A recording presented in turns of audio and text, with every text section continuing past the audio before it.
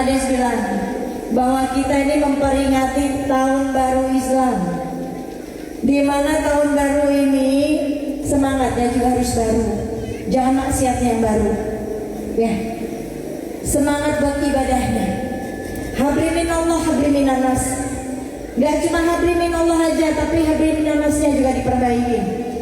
Dan gitu, karena ibadah ada dua, ibadah kita dengan Allah. Kalau ibadah kita dengan Allah baik, ibadah kita dengan manusia, hubungan kita dengan manusia pasti baik.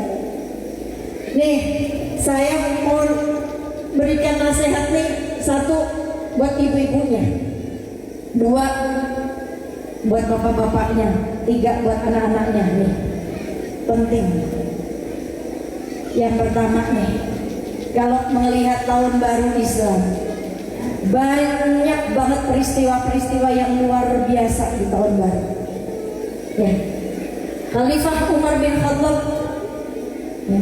Khalifah Umar bin Khattab menetapkan malam tahun baru, ya, 1 Muharram itu menjadi malam pertama tahun baru Islam, kalender Hijriah. Dan 10 Muharram yang terkenal dengan Hari Asyura, banyak banget kejadian-kejadian, peristiwa-peristiwa penting yang membuat kita nih, kalau kita mencontoh perjuangannya para nabi, ya, mencontoh perjuangan para nabi nih. Ini peristiwanya di bulan Muharram, di 10 Muharram. Apa saja sih peristiwanya? Allah selamatkan Nabi Ibrahim dari api Raja Namrud, api yang harusnya panas saat membakar. Allah selamatkan api yang membakar Nabi Ibrahim ini menjadi dingin di 10 Muharram. 10 Muharram pun Allah kembalikan kerajaan Nabi Sulaiman dengan gagahnya. Nih, 10 Muharram pun Allah selamatkan Nabi Yunus saat 40 tahun terperangkap di 40 hari terperangkap di perut ikan. Ya, ikan apa, Bu? Paus atau cupang? Paus. Ya, hujan, Bu. Doa dong. Ini tanda berkah turun nih dari Allah. Ya, kita doa semoga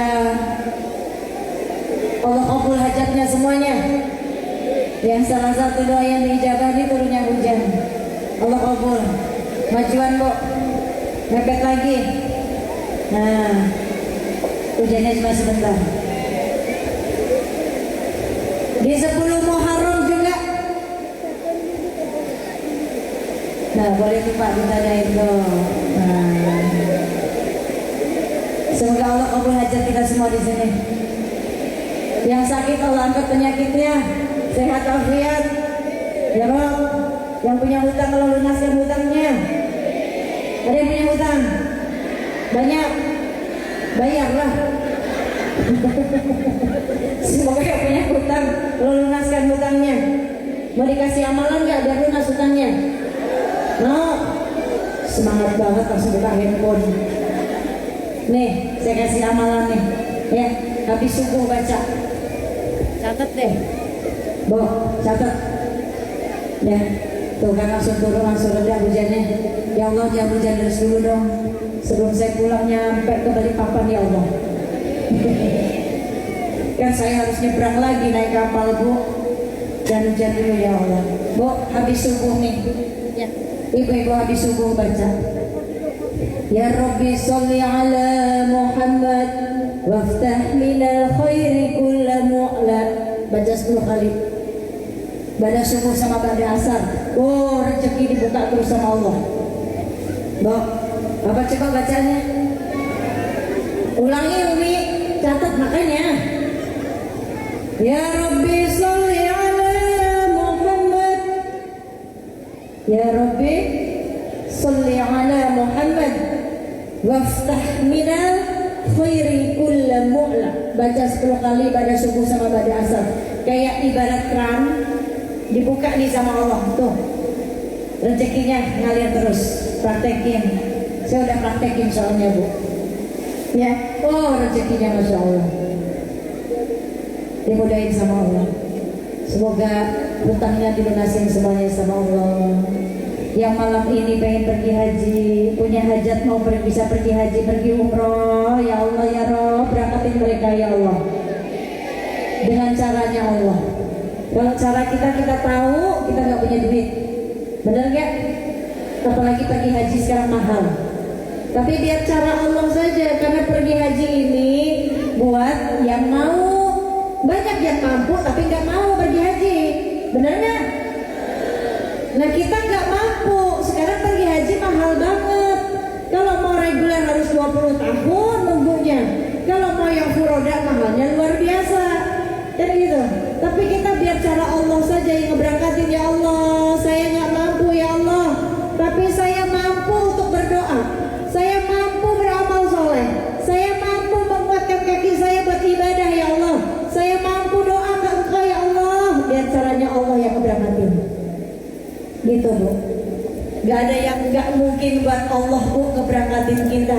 Allah itu bisa mengabulkan, memberikan sesuatu yang mustahil bagi kita dengan cara yang lebih mustahil lagi bagi Allah itu bisa. Bisa Bu. Saya pernah ngerasain sesuatu yang bagi saya mustahil banget, ternyata Allah bisa kasih dengan cara yang lebih mustahil lagi. Maka terus berdoa ke Allah. Ud'uni astajib lakum. Minta, datang ke Allah, minta sama Allah, Allah kabulin. Itu. Jangan pernah putus asa karena rahmat Allah. Ya. Tahun baru. Kalau pemimpinnya nih Pak Kades. Pak Camat, mana Pak Camat? Ada Pak Camat. Insya Allah. Ada Pak Camat, ada Pak Kades, ada Pak RT, semuanya. Ini kalau pemimpin, para pemimpin ini punya sifat nih, punya staf dalam dirinya. Staf di sini bukan anak buah yang pengurusan, bukan, tapi staf di sini sifat yang dimiliki oleh Rasulullah SAW.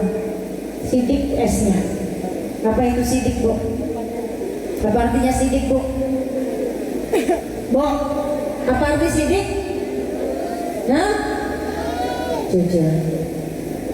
Sidik, tablik apa tablik?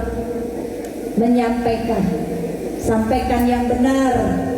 Karena kebenaran datangnya dari Allah, bukan kebenaran yang dibikin manusia. Sidik, tablik, hanya apa? Amanah. Kalau para pemimpin ini amanah, insya Allah rakyatnya makmur, bener gak? Bener gak Bu? Sidik, tablik, amanah. F-nya apa? Fatonah, cerdas. Ya, pemimpin harus cerdas. Cerdas bagaimana lebih memikirkan rakyatnya. Kalau sifat ini nih yang dimiliki para pemimpin kita nih, ya, dengan apa yang dimiliki oleh sifatnya Rasulullah SAW, yang Rasulullah ini mempunyai misi Pak, memanusiakan manusia. Misinya Rasul itu memanusiakan manusia Bu. Lihat, Rasul banyak yang membenci. Banyak pembenci Rasulullah dulu, di zaman dulu.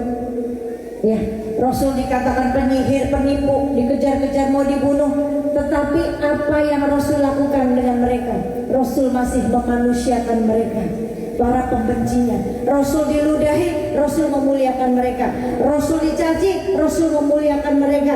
Rasul dikejar-kejar mau dibunuh, Rasul ngedoain. Rasul dilemparin batu, Rasul memuliakan mereka, mendoakan. Itu misinya, memanusiakan manusia.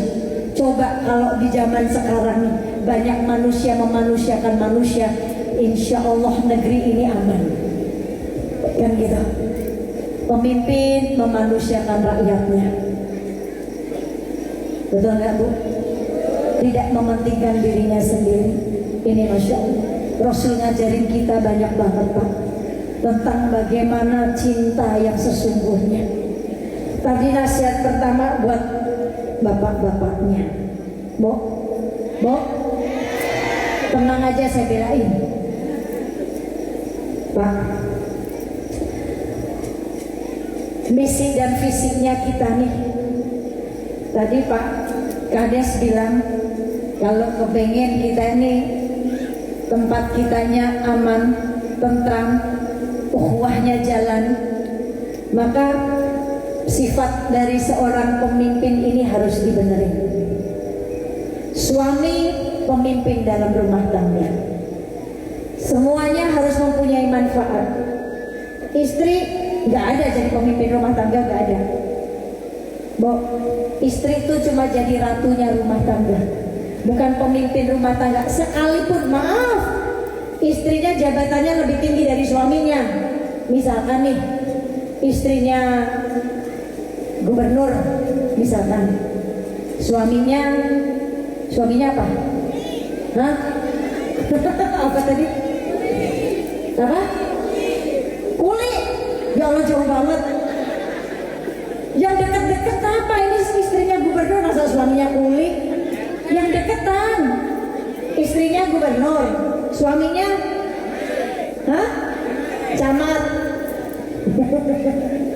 Istrinya gubernur, suaminya jadi camat.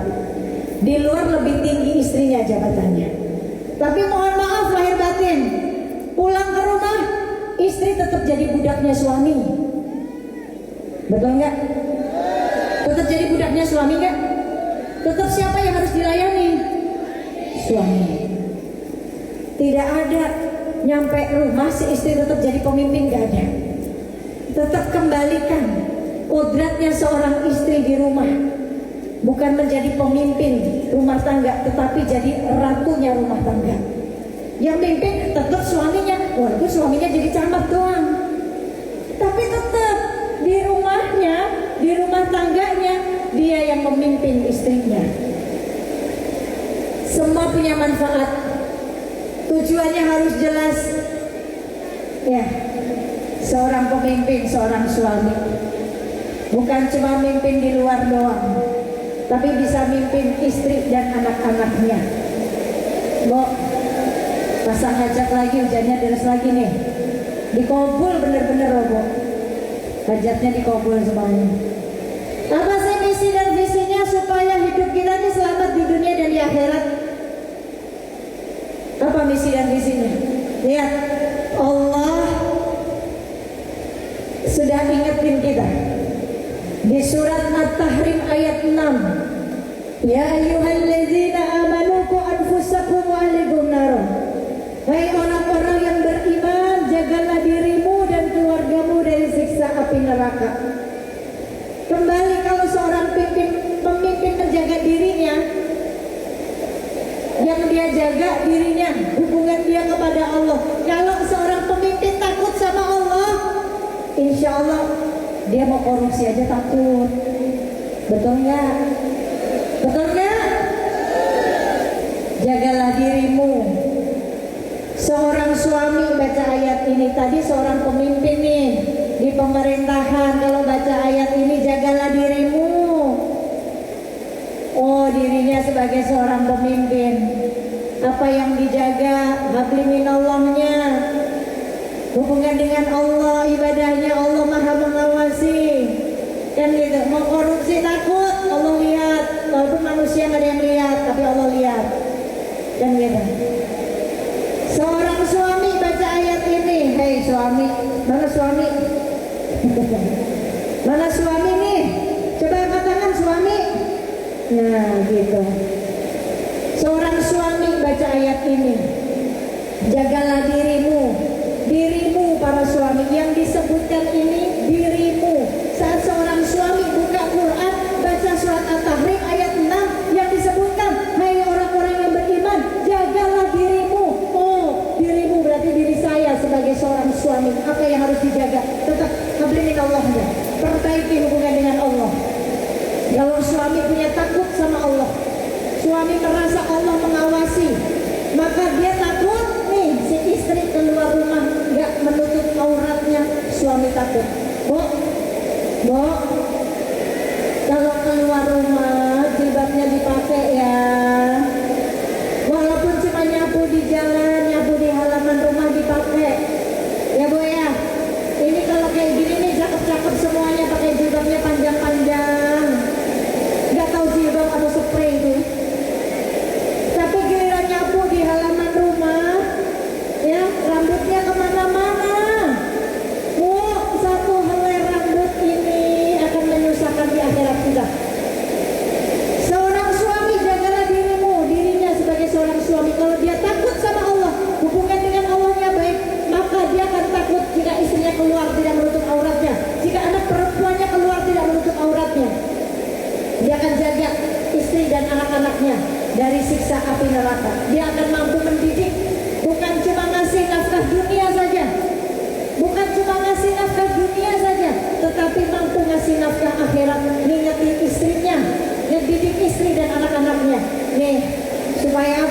selamat dunia akhirat. Ini gantian seorang ibu, ya istri. Mana para istri ini, angkat tangan. Mana para istri? Mana bidadari surga? Oh, langsung kenceng banget dibilang bidadari surga. Para istri, saat baca ayat ini, buka Quran, baca ya ayyuhalladzina amanu qu anfusakum wa ahlikum nar. Hai orang-orang beriman, jagalah dirimu, diri para istri. Apa yang harus dijaga? Sama tadi, Allah, perbaiki hubungan dengan Allah, baik sangka. Suami berangkat kerja, cium tangannya, terus ambil wudhu, ibu ambil wudhu, sholat, doain, ya Allah jaga suami saya, berikan apa yang halal ya Allah, berikan rezeki yang halal, jauhkan dari yang haram. Nih suami istri solehah kayak gitu ya, doain. Ibu itu punya senjata. Apa senjatanya? Doa. Satu doa istri salehah sebanding dengan doa 70 wali. Nih ada 3 wanita yang doanya sebanding dengan doa 70 wali. Yang pertama, doanya anak perempuan kepada ayahnya. Hei anak, mana dia anak nih? Mana seorang anak nih? Angkat tangan. Oh banyak banget. Angkat tangannya kencang coba.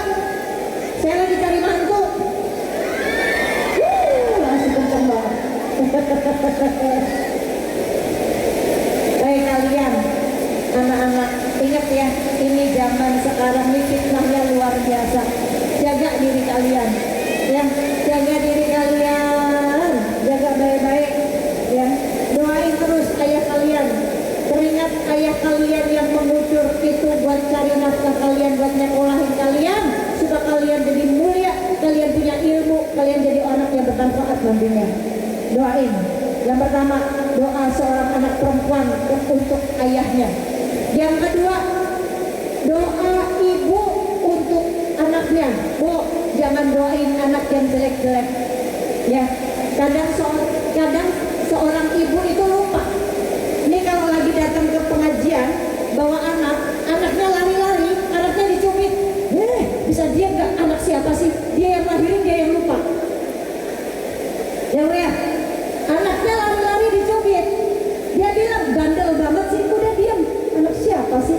Dia yang lahirin tapi dia yang lupa sama anaknya. Bu, hati-hati. Nih, mulut nih. Ya, doain anak yang baik. Doain anak yang baik. Kalau anak-anak nih lari-larian di masjid, biarin aja bu. Kan namanya juga anak-anak, kecuali ibunya yang lari-larian. Itu yang bahaya. Ya, doa ibu kepada anaknya. Ini masya Allah, banyak ulama-ulama besar lahir karena ada doa dari ibunya. Ya, Imam Sudes, Imam Bukhari, tuh asbab dari doa seorang ibu. Yang ketiga, doa istri untuk suaminya. Bu, mana para istri? Mana istri solehah? Mana istri solehah? Doain suaminya. Baik sangka sama suami. Jaga diri kita baik-baik. Ini ngaji begini udah pada izin belum sama suami? Suaminya ada di sini nggak? Nggak ada. Izin nggak sama suami? Jangan sampai nggak izin, dosa loh. Ini urusan taat nih, harus diperhatikan. Ya, ibu tadi dari sore misalkan maghrib datang ke sini, izin sama suami. Pak, mau ngaji, ada uni pipik nama saya dibawa-bawa supaya diizinin. Tiba-tiba suaminya nggak ngebolehin. Nggak usah mah, udah di rumah aja. Ini hujan, di rumah aja udah temenin. Ibunya masih nekat datang ke sini ngaji. Ya, kira-kira dapat apa? Dapat apa? Dapat pahala nggak? Nggak dapat pahala apa-apa bu. Gimana dapat pahala kalau suaminya nggak ridho? Ini bahaya. Walaupun izinnya bagus ngaji, tapi kalau suami di rumah nggak ridho, ibu nggak dapat apa-apa di sini. Mohon maaf lahir batin. Karena ridhonya Allah nih, ya ada pada ridho suami. Maka urusan taat walaupun ngaji ini harus diperhatikan. Dan gitu, pahalanya tiket surganya di suami. Banyakin doa, banyakin sedekah ke suami. Bu, sedekah seorang istri buat suaminya apa coba? Senyum. Jangan cemberut terus. Pak, istrinya senyum gak Pak? Istrinya senyum gak Pak? Senyum kalau lagi dikasih duit doang. Ada uang. Kenceng banget, ada uang. Abang disayang. Gak ada uang? Cari yang banyak Bang. Bu, ada uang, gak ada uang. Tugasnya seorang istri sedekah sama suami. Apa sedekahnya? Senyum. Senyum sama suami. Jangan senyum-senyum sendiri. Sama tukang sayur senyum, tukang ikan senyum. Dia sama suami cemberut terus. Gimana mau jadi bidadari surga? Ya, lemah lembut sama suami. Nih tadi perhatikan surat At-Tahrim ayat 6. Jaga dirimu. Habibin Allah perbaiki takwanya, ya. Di rumah itu Bu banyak surga. Bu, di rumah kita banyak surga. Ya. Banyak ibadah di dalam rumah kita.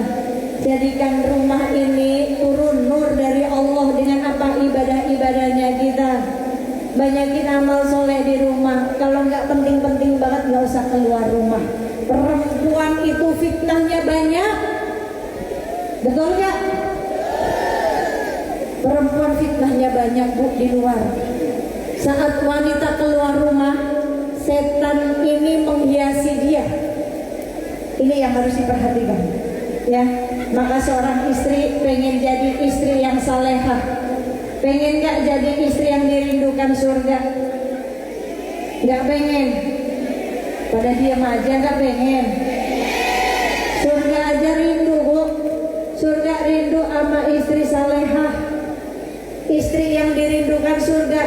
Yang mana sih, yang kayak gimana sih? Bu, mau dikasih tahu nggak ciri-cirinya? Minum dulu tehnya udah hangat.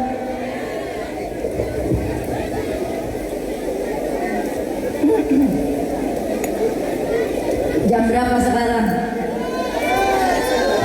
Kapalnya masih ada nggak? Masih. Awas saja saya ketinggalan kapal. Gak bisa pulang saya. Istri yang dirindukan surga yang seperti apa sih Bu? Yang seperti apa kira-kira? Rasul katakan nih, yang pertama cirinya, jika dipandang oleh suaminya dia menyenangkan. Nyenengin gak kira-kira nih? Nyenengin apa ngeselin? Yang harus jawab para suami, bukan ibu-ibu. Pak, istrinya nyenengin apa ngeselin? Wah, ngeselin Bu katanya. Wah, berantem nih nyampe rumah nih. Berantem nih nyampe rumah. Bu, tuh bapaknya bilang istrinya ngeselin. Nah, ini tahun baru Islam nih Bu.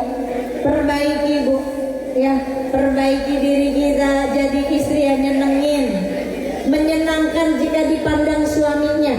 Yang pertama, yang kedua, yang tidak menyelisihi harta baik diri suaminya. Bu, jangan pada cemburu sama mertua. Istri yang solehah itu yang mendukung suaminya untuk bakti sama ibunya, itu istri yang solehah. Jangan cemburu aja sama mertua. Jangan sampai keluar pilih ibumu atau aku. Jangan. Jangan ya Bu.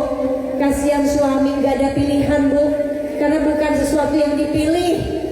Ibu gak bakalan bisa nikah sama bapak kalau gak ada restu ibunya si bapak. Betul apa kagak? Nah, perhatikan suami itu berat tugasnya. Bayangin saat akad nikah nih, ya, suami duduk di depan ayahnya si ibu duduk, ya, pegang tangannya, mengambil tanggung jawab. Ayah perempuan nih, ya, semua tanggung jawabnya sebelum dinikahin kan masih tanggung jawab ayah perempuannya. Di saat udah ijab kabul, semua tanggung jawab ini diambil oleh suami. Maka jangan beratin diri suami ibu. Ya, ini tadi semuanya harus jadi manfaat. Manfaat untuk manusia, manfaat untuk Allah. Habli minallah baik, habli minanasnya insya Allah baik. Ya. Terus yang ketiga, cirinya apa lagi sih Bu? Cirinya apa? Yang tidak pernah melawan suaminya. Ngelawan gak kira-kira Pak? Pak, ngelawan gak kira-kira? Si bapaknya ketawa-ketawa Bu katanya. Nah, katanya mau jadi istri yang salehah dirindukan surga. Bu, saya kasih tahu ya. Rasul pernah ditanya sama Ummu Salamah. Ummu Salamah pernah bertanya begini Bu. Ya Rasulullah, apakah benar wanita dunia ini jauh lebih baik, jauh lebih bagus dari bidadari surga? Ada konsep Pak? Hah? Apa itu?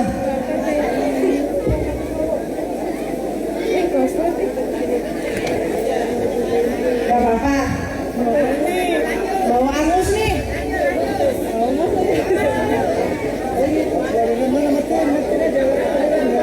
Ada bawa kebakar Pak. Bawa lampu yang begini. Nah, gak apa-apa nih. Aman.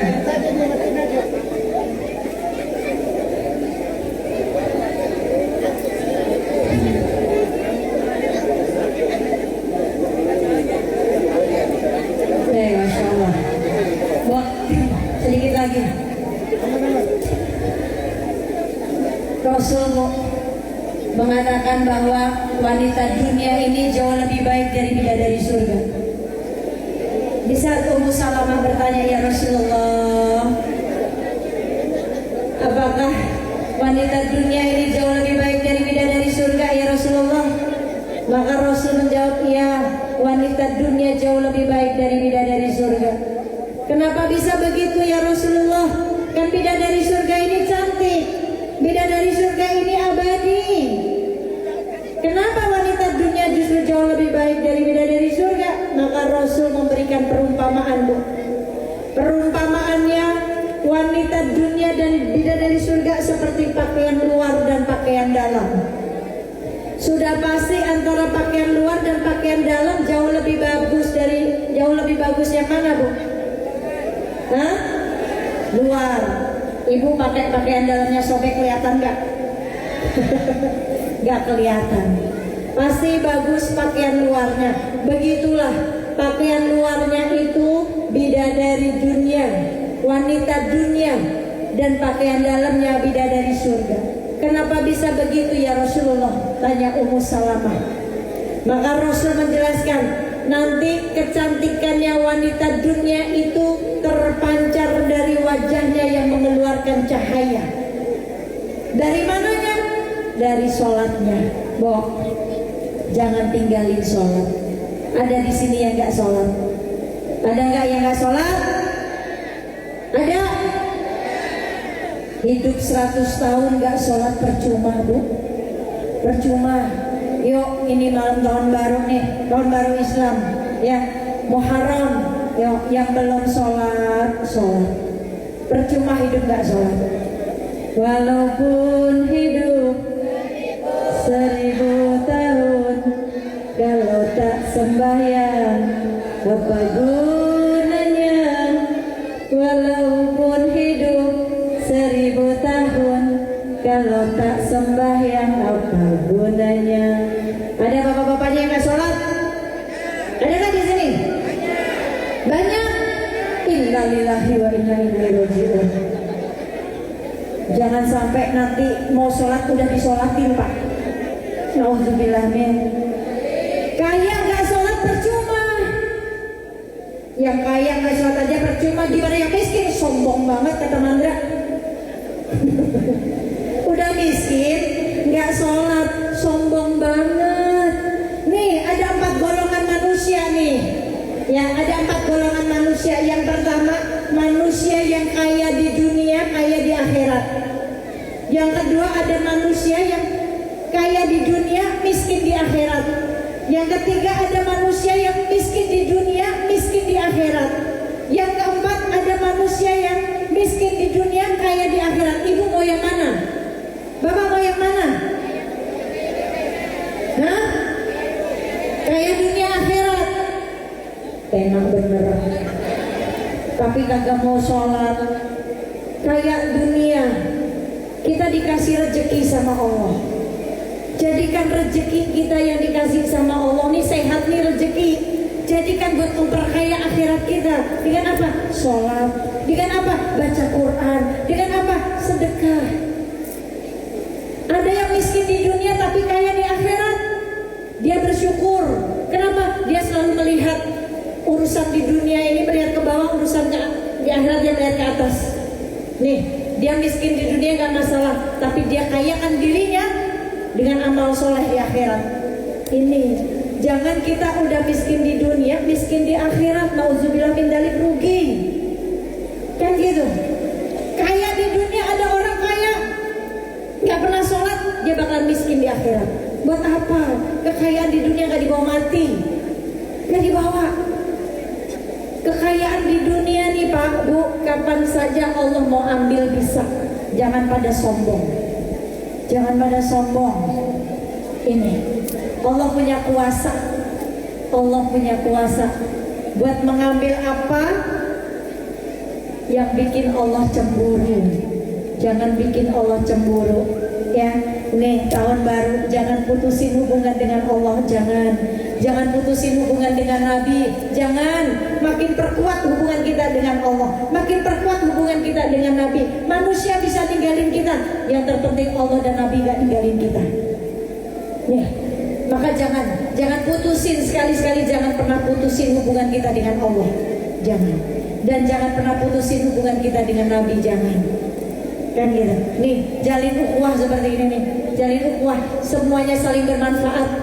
Khairunas anfa'uhum linas, sebaik-baik manusia yang bermanfaat untuk orang lain. Istri manfaat untuk suami, manfaatin. Punya tangan, manfaatin. Buat apa? Melayani suami dengan baik. Jangan buat main handphone mulu. Hati-hati tak handphonenya loh. Hati-hati, nyusahin nanti di akhirat. Manfaatin. Ada cerita seorang perempuan, ya, cerita seorang perempuan, dia jadi ahli surga. Mau gak saya ceritain? Biar jadi ahli surga semuanya. Mau gak? Kalau udah diceritain, mau dipraktekin gak? Mau dipraktekin gak? Kan khairunas anfa'uhum linas, sebaik-baik manusia yang bermanfaat. Ibu sebagai seorang istri diamanahi dititipi suami, manfaatin yang ada pada diri ibu. Ya, mau diceritain? Ceritain gak? Praktekin ya. Kalau enggak dosa lo gak dipraktekin. Insya Allah. Ada seorang wanita namanya Mutiah. Udah pernah dengar belum ceritanya? Belum. Nih saya ceritain. Pak, kalau nggak dipraktekin, ingetin Pak. Mutiah, namanya disebut-sebut oleh Rasulullah di zaman Rasul. Ini Mutiah masih hidup.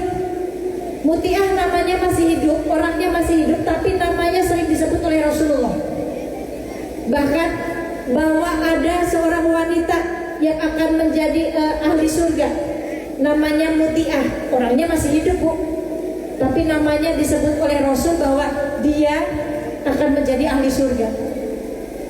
Sampai membuat putri Rasulullah yang bernama Fatimah ini penasaran dengan Mutiah. Apa amalan Mutiah? Sampai-sampai ayahnya selalu menyebut nama Mutiah, bahwa Mutiah menjadi wanita ahli surga. Didatengin nih rumah Mutiah oleh putri Rasulullah Sayyidah Fatimah. Assalamualaikum ya Mutiah. Waalaikumsalam. Siapa engkau? Saya Fatimah. Fatimah putri Rasulullah? Iya. Bolehkah aku masuk ya Mutiah? Sebentar. Kamu datang bersama siapa? Saya datang bersama Hasan. Oh Hasan, oh maaf, suamiku amanah supaya aku tidak bawa masuk laki-laki. Lalu Fatimah mengatakan, ya Mutiah, ini Hasan masih kecil, belum akil balik. Suamiku cuma bilang laki-laki. Akhirnya Fatimah pulang membawa pulang Hasan. Lalu datang lagi, Assalamualaikum ya Mutiah, aku sudah sendiri, bolehkah aku masuk? Baik, silahkan masuk. Wahai putri Rasulullah, ada apa gerangan kau datang ke rumahku? Ya Mutiah, ayahku sering menyebut engkau bahwa engkau akan menjadi wanita ahli surga. Aku cuma kepengen tahu amalan apa yang membuat ayahku mengatakan engkau menjadi wanita ahli surga. Gak ada amalan apa-apa, Bu. Fatimah tertuju di sebuah mejanya Mutiah tuh ada 3 benda nih, saya praktekin bendanya ya. Kagak ada ini lagi, kagak ada tisu apa. Yang pertama, Bu, benda yang pertama ada kain. Yang kedua ada kipas. Yang ketiga ada tongkat kecil yang tergeletak di meja. Kain, kipas, tongkat.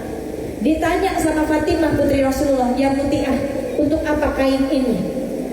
Oh, kain ini saat suamiku pulang mencari nafkah, aku sudah sambut di depan pintu dan aku usap keringat suamiku dengan kain ini. Tuh, udah dapat ilmu, praktekin, awas kalau enggak. Pulang ke rumah mulai besok, suami pulang kerja tungguin depan rumah bawa kain. Pak, kalau nggak dipraktekin kasih tahu saya. Bo, ya Allah Pak, keringatnya sejagung-jagung, dielapin Bu, dielapin. Kata suami, tumben amat lu. Gak apa-apa, bilang aja mau kayak Mutiah. Nanti suami bingung, Mutiah siapa? Ceritain, Mutiah tuh ini loh Pak, perempuan ahli surga. Oh Masya Allah, istriku solehah banget. Bu, ditambahin uang bulanannya sama si bapak. Kalau ditambahin bagi 2 sama saya, dan saya kasih ilmu. Ya, yang kedua, apa yang kedua tadi? Kipas. Untuk apa kipas ini ya Mutiah? Saat suamiku pulang, dia kepanasan, aku kipasin. Bu, sediain kipas besok ya, awas kalau enggak. Udah dapat ilmunya.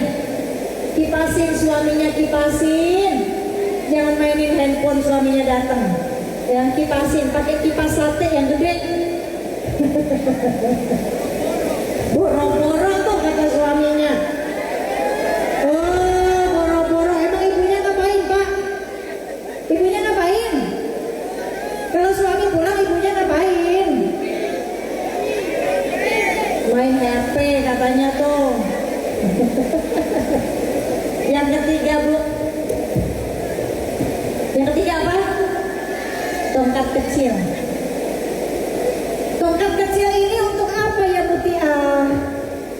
Saat suamiku pulang, aku sudah masakin. Aku berikan masakan itu kepada suamiku. Aku tungguin saat suamiku makan. Dan aku bertanya, wahai suamiku, bagaimana masakanku? Kalau gak enak pukul aku. Bu, sediain tongkat. Ya, ditanya suami makan tuh ditungguin. Ini suaminya makan sendiri, istrinya nonton sinetron. Begitu gak Pak? Itu gak kira-kira? Loh, makan di warung tuh suaminya. Pertanyaannya nih, warung yang mana? Hah? Warung yang mana? Istri masak di rumah, ngapain jajan di warung? Betul gak Bu? Kan istri masak Pak, hargain dong. Ngapain jajan di warung? Enak kan masakan istri? Ya, enak gak masakan istri? Pertanyaannya dimasakin gak? Masakin, alhamdulillah. Nih, tanya Pak, enak gak masakan saya?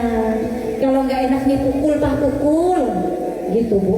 Ya, ini Bu, bukan masalah 3 benda ini, bukan. Tetapi bagaimana seorang Mutiah ini tahu tugasnya seorang istri. Apa? Melayani. Amanah. Ya, amanah. Di saat suaminya tidak ada, dia amanah. Seperti yang dikatakan Rasul nih, ya, istri yang solehah ini, yang amanah. Di saat suaminya tidak ada, dia mampu menjaga dirinya. Kenapa? Karena Allah sebaik-baik yang menjaga dia. ini. Saya doain semua di sini, semoga jadi istri yang solehah semuanya.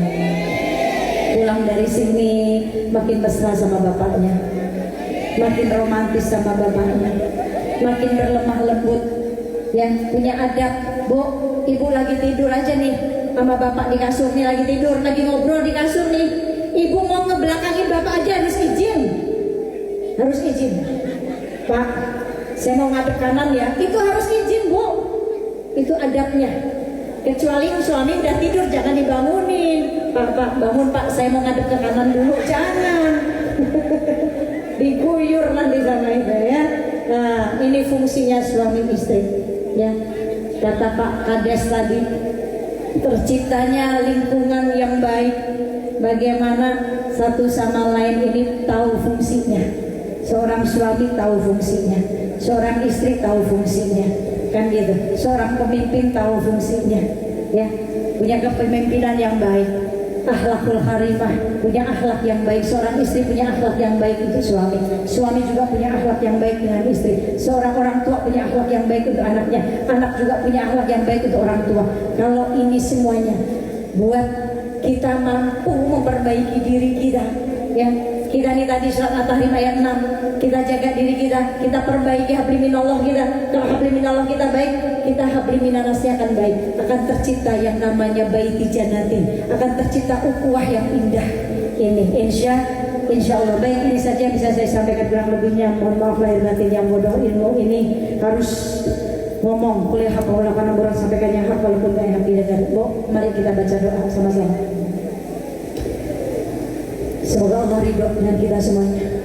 Semoga tahun ini menjadi tahun yang penuh berkah untuk kita.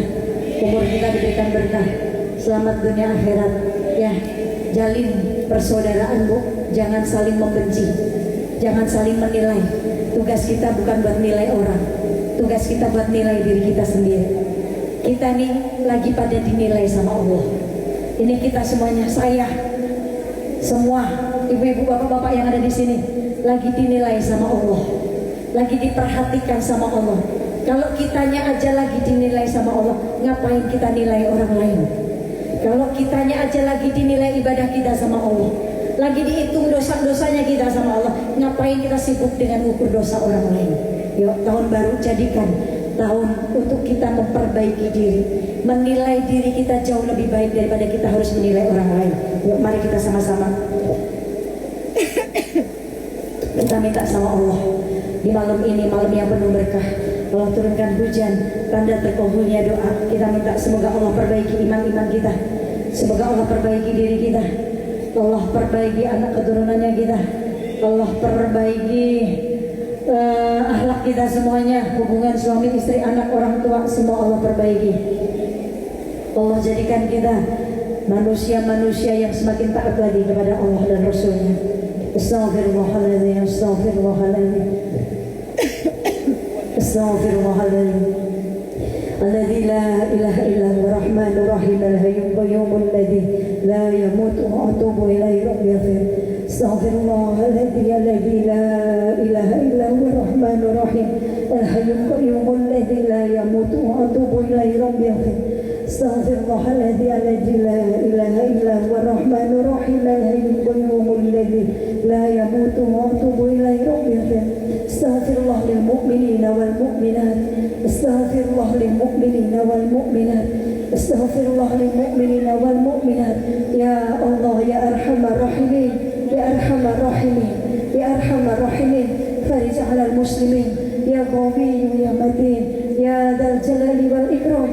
La ilaha illa anta subhanaka inni kuntu minaz zalimin. Allahumma shalli ala sayyidina Muhammad wa ala ali sayyidina Muhammad. Bismillahirrahmanirrahim. Ikutin saya Bu Pak. Bismillahirrahmanirrahim. Allahumma inna nas'aluka wa tawajjahu ilaika bin nabiyyika Muhammadin sallallahu alaihi wasallam, Nabiyyi rahmah, ya Rasulullah, ya Nabiyyi rahmah, ya Rasulullah, ya Nabiyyi rahmah. Inni tawajjahtu bika ila rabbika hajatihi. Silahkan sampaikan hajatnya masing-masing ke Allah. Sholli wa sallim hajat semuanya.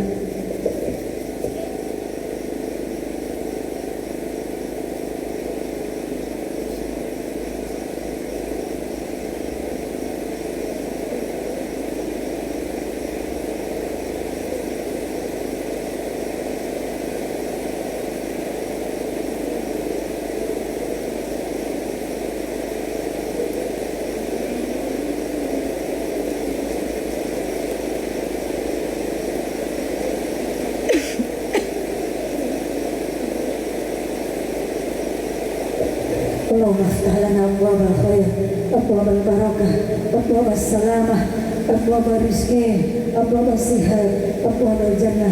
ربنا أفرغ علينا صبرا وتوفنا مسلمين. ربنا أفرغ علينا صبرا وتوفنا مسلمين. ربنا إننا آمنا واغفر لنا ذنوبنا وقنا عذاب النار وقنا عذاب النار. ربنا ظلمنا أنفسنا وإن لم تغفر لنا وترحمنا لنكونن من الخاسرين. ربنا هب لنا من أزواجنا وذرياتنا قرة أعين واجعلنا للمتقين إماما. لا إله إلا أنت سبحانك إني كنت من الظالمين. رب اغفر لنا ولوالدينا وارحمهم كما ربيانا صغيرا. ربنا آتنا في الدنيا حسنة وفي الآخرة حسنة وقنا عذاب النار وادخلنا الجنة مع الأبرار يا عزيز يا غفار يا رب العالمين. وصلى الله على سيدنا محمد وعلى آله وصحبه وسلم.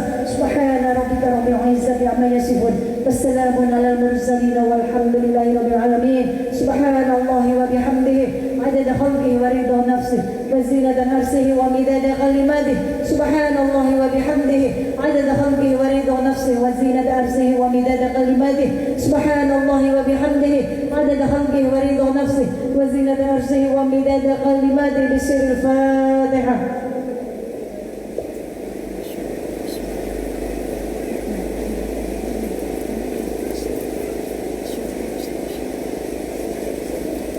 Semoga apa yang menjadi hajat ibu-ibu dan bapak-bapak semoga kabul. Yang sakit Allah angkat penyakitnya, sehat afiat. Yang punya hutang Allah lunaskan hutangnya. Yang belum punya keturunan Allah berikan keturunan yang soleh dan soleha. Yang belum pergi haji umrah Allah berangkatkan pergi haji dan umrah. Allah berikan rezeki dari arah yang tidak disangka-sangka. Insya Allah yang punya masalah Allah berikan jalan keluar yang terbaik. Insya Allah. Baik, terima kasih banyak. Mohon maaf lahir batin dari saya. Sebaik-baik ibu-ibu, sebaik-baik diri saya. Masih jauh lebih baik ibu-ibu yang mendengarkan saya. Hada min fadli Rabbi subhanakallahumma wa bihamdika asyhadu an la ilaha illa anta astaghfiruka wa atubu ilaik. Assalamualaikum warahmatullahi wabarakatuh. Masya Allah, terima kasih Min. Demikianlah